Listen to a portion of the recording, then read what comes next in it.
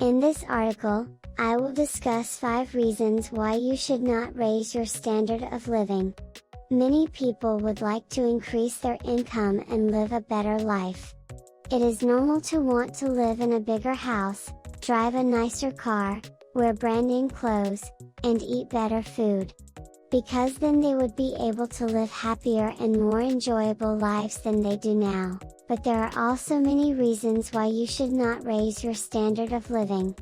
And just because you raise your standard of living and live better than you do now does not mean you will be happy. If you are currently thinking I'm not happy because I don't have money, please watch this to the end, as it may change your worries for the better. The first reason why you should not raise your standard of living. Once you raise your standard of living, it is difficult to lower it. Hiro Yuki is the founder of 2Channel, one of Japan's largest anonymous bulletin boards.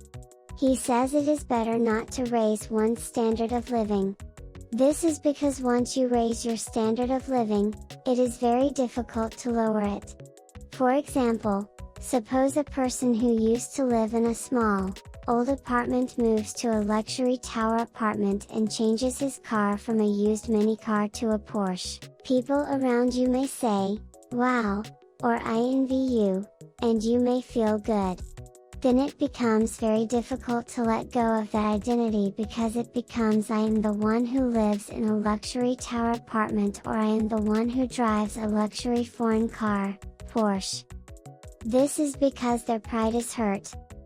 Often we hear stories of people wanting to maintain that standard of living even if it means going into debt. This is a bit off topic, but in recent years we have often heard news about famous YouTubers in Japan who don't make enough money, don't have enough money, or are in debt.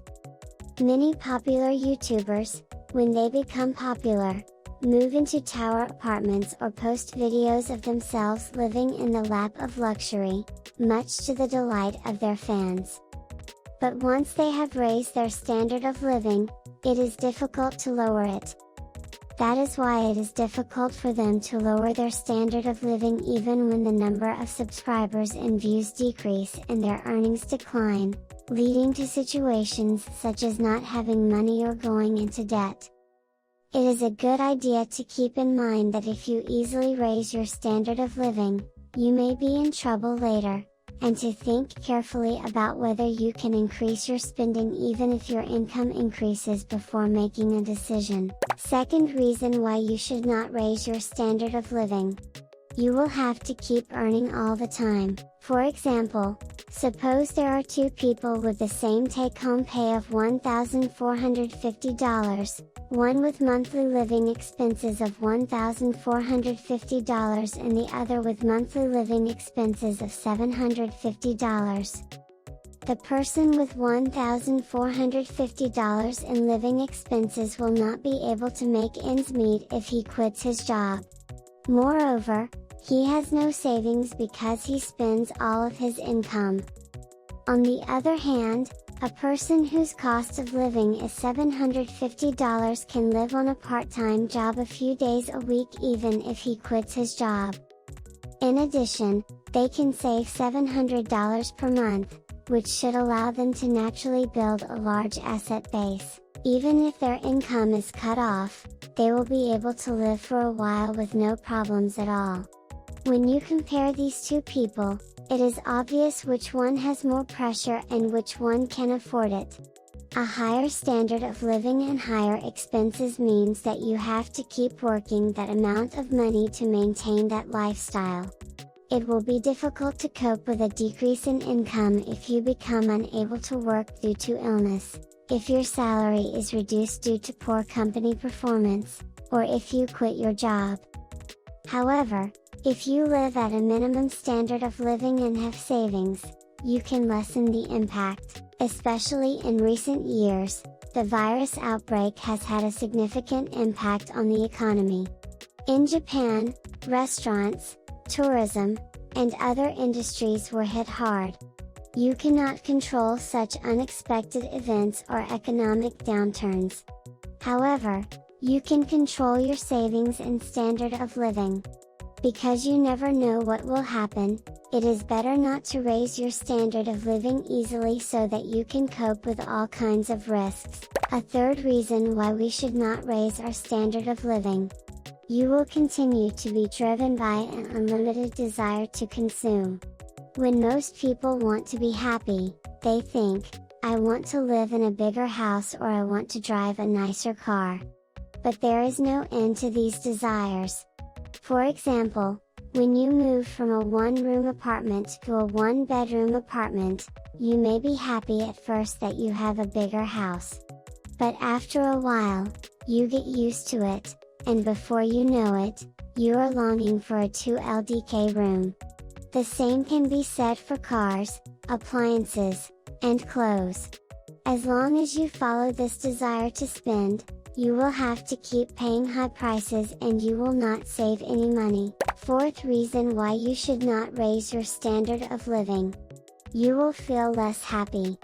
Akira Nishino, a Japanese comedian and picture book author, says, "If raising my standard of living would make me happy, I would gladly raise my standard of living. But if you raise your standard of living, you can't be happy just because someone bought you a beer, for example, can you?" When we raise our standard of living, the boiling point of satisfaction naturally rises. Happiness that does not reach that boiling point cannot be counted as happiness.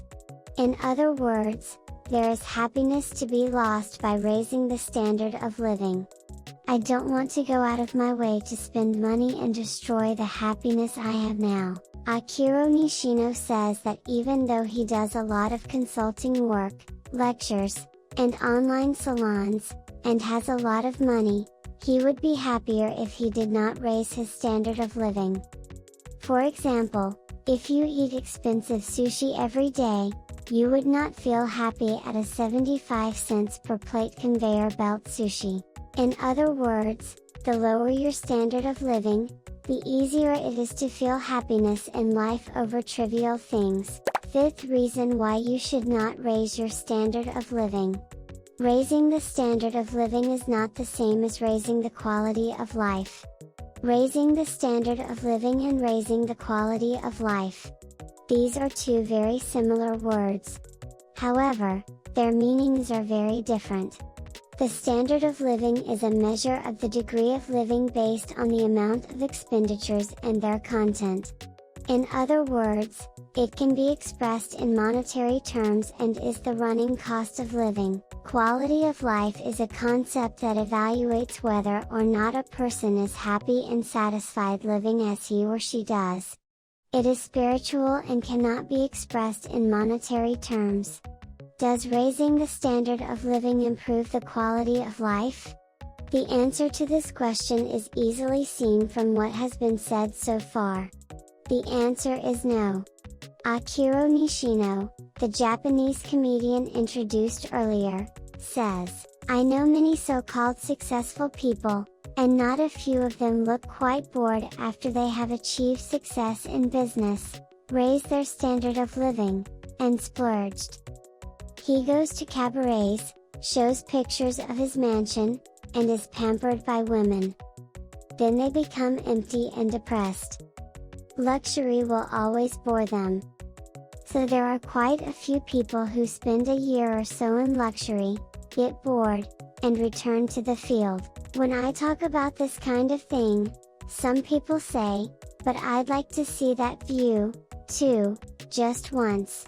But if you raise your standard of living out of curiosity, it's hard to drop it. Thus, some successful people say that even after being successful, having lots of money, and living a luxurious life, they give it up and go back to their original lifestyle. In other words, they raised their standard of living but did not improve their quality of life. It seems that in order to be happy, it is not simply a matter of spending money. How is it? Many people watching this video want to save money. If you want to save money, you should not raise your standard of living. I hope this video will help you rethink your life and increase your savings. Thank you for watching to the end.